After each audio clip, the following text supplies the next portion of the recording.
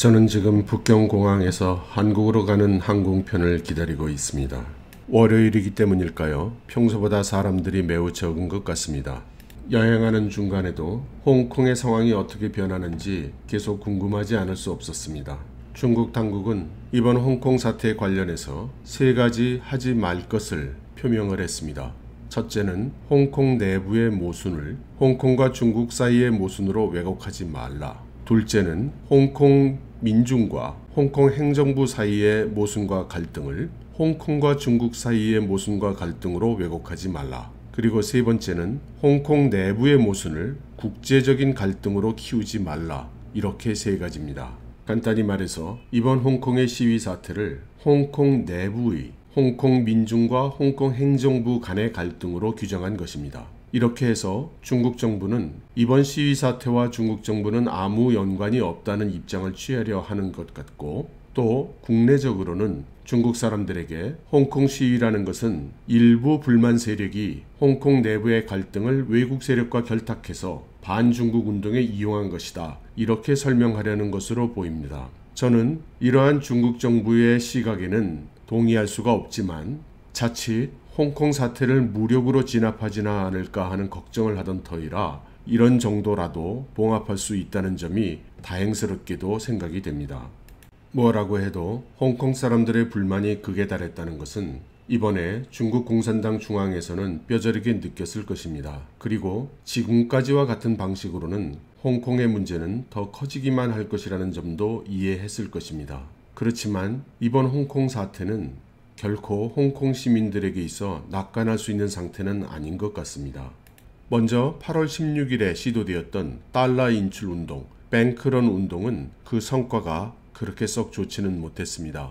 비록 은행 쪽에서 만반의 대비를 해서 많은 수의 ATM 기계가 달러를 인출할 수 없는 그런 상태가 되었다고는 하지만 전체 홍콩의 그날 인출 규모가 수백만 홍콩 달러에 불과하다면 이것은 의미심장한 일이라고 생각합니다. 그날 인출됐던 금액은 보도하는 매체에 따라 다르지만 적게 보는 매체에서는 300만 홍콩 달러도 안 되는 금액을 이야기하고 있고, 많은 액수를 이야기하는 매체도 900만 홍콩 달러 정도를 이야기하고 있어서 전반적으로 1000만 홍콩 달러 이하라고 봐야 할 것 같습니다. 1000만 홍콩 달러면 17억 정도 되는 금액이기 때문에 홍콩의 경제 규모를 고려해 볼 때는 미미한 규모라고 할 수밖에 없을 것 같습니다. 뒤이어 열린 8월 18일의 시위도 너무나 모범적인 평화 시위였습니다. 그렇지만 주최 측은 300만을 예상을 했지만 시위에 참석한 사람들은 170만 정도였습니다. 물론 이 170만이라는 숫자는 홍콩의 인구를 고려해 볼 때 어마어마한 숫자라고 할 수 있습니다. 반면 지난번 최대 시위 참석자 수인 200만에는 못 미쳤고 30만 명 정도가 줄어드는 것입니다. 그것도 어떤 시사점이 있다고 저는 생각을 합니다. 홍콩 시민들은 과연 이 시위의 끝에 본인들이 원하는 목적을 달성할 수 있을까요? 저는 그렇게 낙관적이지 못하다고 생각합니다. 여태까지 중국 공산당이 내놓은 반응을 보면 결코 홍콩 시민들의 요구사항을 받아들여 줄 것 같지 않습니다. 750만 홍콩 시민 중에 200만 명이 나와서 시위에 참석을 해도 200만 명이 뭐냐, 우리는 14억이 있다라는 반응을 내놓고 있지 않습니까? 그리고 중국 내에 방영이 되거나 소개되고 있는 홍콩 사태에 대한 내용은 너무나도 왜곡된 것이어서 홍콩 시민들의 진심이 그대로 전달되기는 어려운 것 같습니다. 홍콩의 시위가 성공하기 위해서는 아마도 세 가지 조건이 필요하다고 생각을 합니다.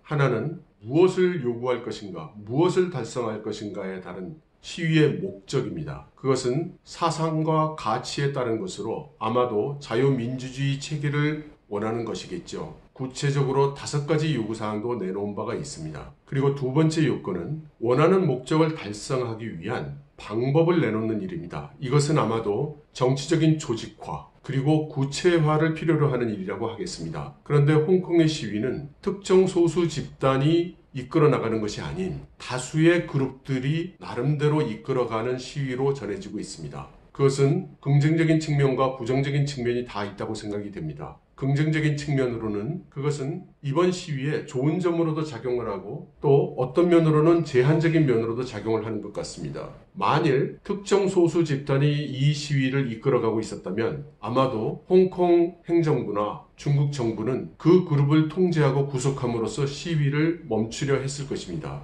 그런데 한두 개의 소수 집단이 이끄는 시위가 아니고 다수의 동시 진행적인 그 시위이다 보니 어느 한두 그룹을 구속한다고 해서 이번 시위가 끝나지는 않는 그런 양상을 보이고 있는 것이죠. 반면에 원하는 목적을 달성하기 위해서 구체적으로 어떻게 해야 되는가에 대한 조직화는 잘 이루어지고 있지는 않은 것 같습니다. 그리고 세 번째 요소로는 어떤 방법을 수립하거나 또는 그 방법을 실천함에 있어서 필요한 것이 자원과 힘이죠. 리소스와 파워가 다 필요할 것입니다. 그러나 중국이라는 거대한 힘과 대항해야 하는 홍콩의 시민들 입장에서 생각을 할 때 홍콩의 힘만으로는 너무나 부족할 것 같습니다. 그래서 외부의 도움을 필요로 할 수밖에 없겠죠. 그것은 국제적인 연대, 국제적인 지원이 있어야만 가능한 일인 것 같습니다. 물론 많은 국가들이 홍콩 사태를 우려하고 또 성원하고 지지하지만 마음이죠.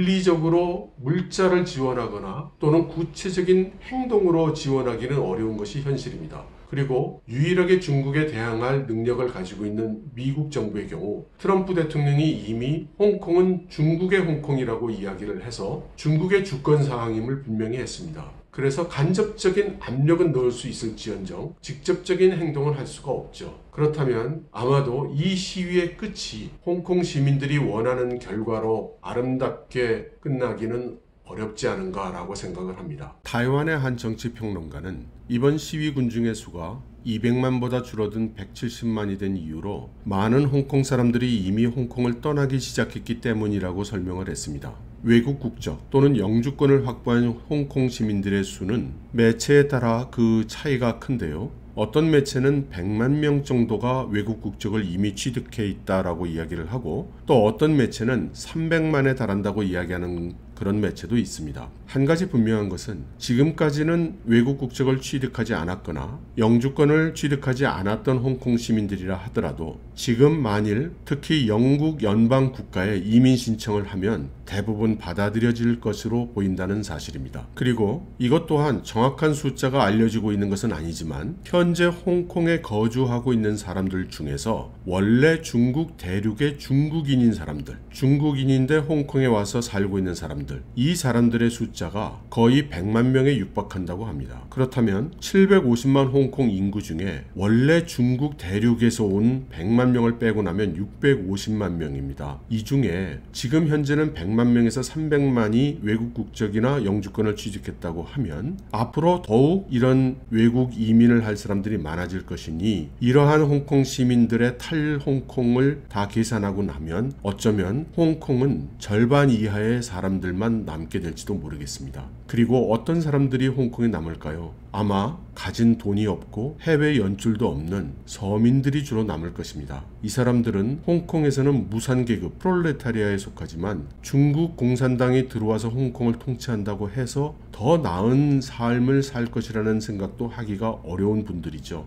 또 다른 나라로 이민을 간다 하더라도 해당 국가에서 제대로 뿌리를 내리고 살 수 있을지 알 수가 없는 분들이죠. 한마디로 이분들 입장에서는 희망이 보이지 않는다고 할 수 있을 것 같습니다. 그래서 이러한 홍콩의 기층 민중들은 분노하고 또 홍콩의 젊은이들이 거리에 나가서 소리를 지를 수밖에 없는 이유가 되고 있다고 생각이 됩니다.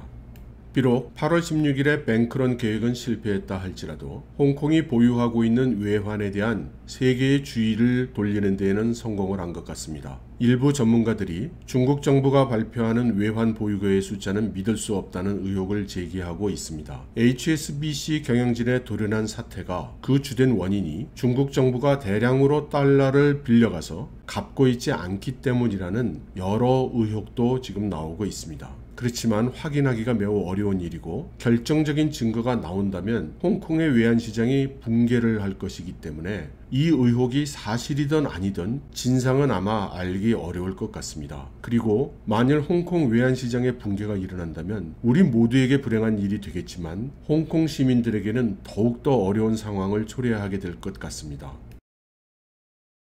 여기에 갑자기 중국 공산당이 심천을 육성해서 세계적인 도시로 키우겠다는 계획을 갑자기 발표했습니다. 제가 몇 달 전에 중국이 GBA Greater Bay Area라는 프로젝트를 추진을 한다는 소개를 한 적이 있습니다. 광동성을 중심으로 해서 홍콩과 마카오를 같이 엮어서 하나의 특별한 경제구역으로 발전시켜 나간다는 그런 계획이었죠. 그런데 이 GBA 프로젝트에 기반해서 그 중에서도 심천을 세계적인 도시로 육성을 하겠다는 계획을 지난 18일 날 갑자기 내놓은 것입니다. 이것은 누가 보아도 홍콩 사태에 대응해서 만들어진 것이라는 게 분명하지요.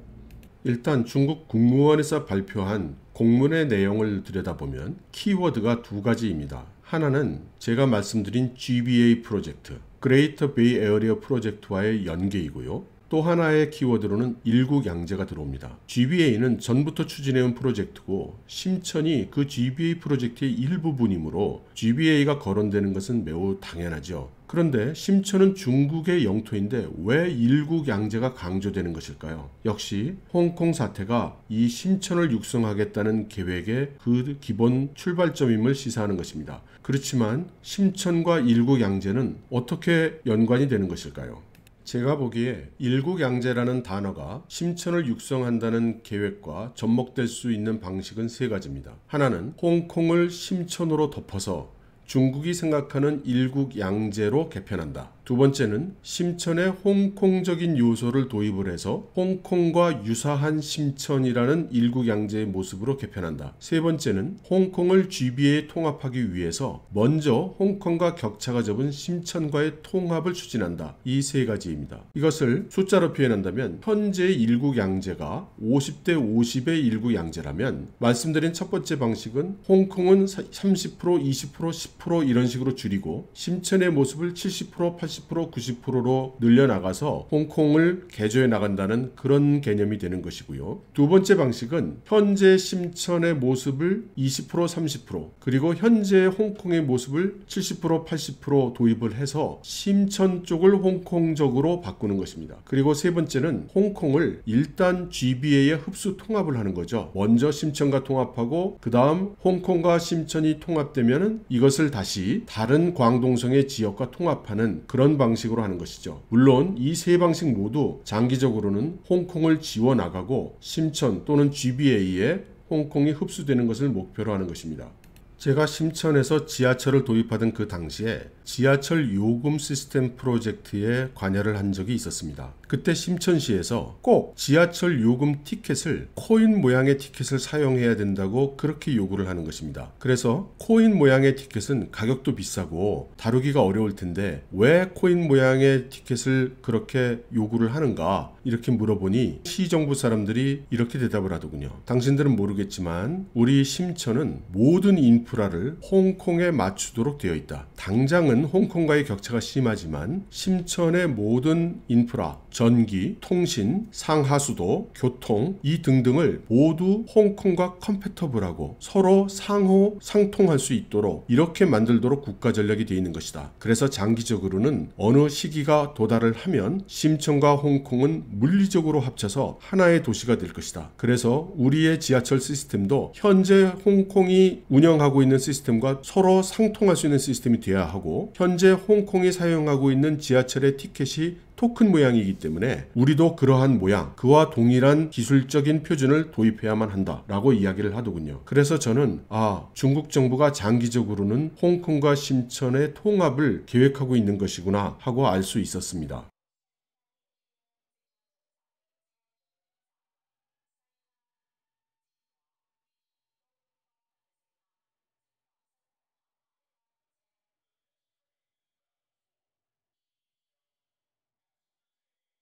이와 같이 중국 정부는 장기적 전략, 중기적 계획, 그리고 단기적으로는 그때그때 대응해서 행동을 하기 때문에 단기적으로는 예상하기가 어려워도 중장기적인 관점에서 보면 예상이 비교적 쉽다고 생각을 합니다. 아마도 이번 심천 육성 계획은 홍콩 사태를 극복하는 방법으로서 심천에 집중 투자를 해서 홍콩을 분야별로 압도를 하는 발전을 이끌어내고 이게 만일 성공을 하면 홍콩을 흡수 통합하고 그것이 불가능한 경우에는 대체한다는 그런 전략 전략으로 생각이 됩니다. 그렇다면 어느 쪽으로 이루어지든지 간에 우리가 알고 사랑해왔던 홍콩은 미래의 어느 시점부터는 더 이상 존재하지 않을 것 같습니다. 홍콩의 사우스 차이나 모닝 포스트는 중국 정부가 Detailed Reform Plan, 그러니까 상세한 개혁 계획을 발표했다고 이렇게 기사 제목을 붙였지만 제가 읽어보니 하나도 디테일하지 않은 것 같습니다. 이 계획은 3단계로 목표를 설정하고 있는데 2025년까지는 심천을 혁신, 공공서비스, 환경보호 등등에서 선도적인 도시로 개혁한다는 것이고 2035년까지는 심천을 포괄적 경제 수준에서 글로벌 수준의 도시로 육성한다는 것이고 2050년이 되면 심천을 경쟁력, 혁신, 영향력 각 측면에서 세계에서도 벤치마크적인 도시로 자리 잡을 수 있도록 육성한다는 것입니다. 물론 세부적으로는 5G, 빅데이터, 법률 체계의 정비, 그리고 자유무역 제도의 도입 이런 것들을 열거를 하고 있지만 이것이 물리적인 경제 계획 수단일지는 몰라도 홍콩을 본질적으로 어떤 미래로 갖고 나갈지, 홍콩의 사람에 대한 이야기, 홍콩의 체계에 대한 이야기는 없습니다. 홍콩을 포함한 심천의 체계, 사상, 문화 이런 상부 구조에 대한 얘기는 없다는 것입니다. 이러한 상부 구조에 대한 계획이 없이는 사람에 대한 계획도 세울 수가 없을 것입니다. 지금 상처받고 힘든 홍콩 사람들의 마음을 어떻게 달래줄 것이며 손상된 홍콩의 분위기를 어떻게 수습할 것이며 또 홍콩, 마카오, 심천의 사람들이 어떻게 같이 어울리고 생각의 차이를 극복하고 보다 밝은 그리고 보다 행복한 내일을 위해서 같이 노력할 수 있는지 여기에 대한 방향이 제시되지 않았기 때문에 저는 근본적으로는 홍콩의 문제를 치유할 수 있는 방법은 아니라고 생각이 듭니다. 그리고 홍콩에게 밝은 내일이 잘 보이지 않는다는 점에서 마음이 몹시 무겁습니다. 여러분들도 마찬가지겠죠. 부디 홍콩에 더 밝은 앞날이 오기를 기원할 뿐입니다. 여러분 감사합니다.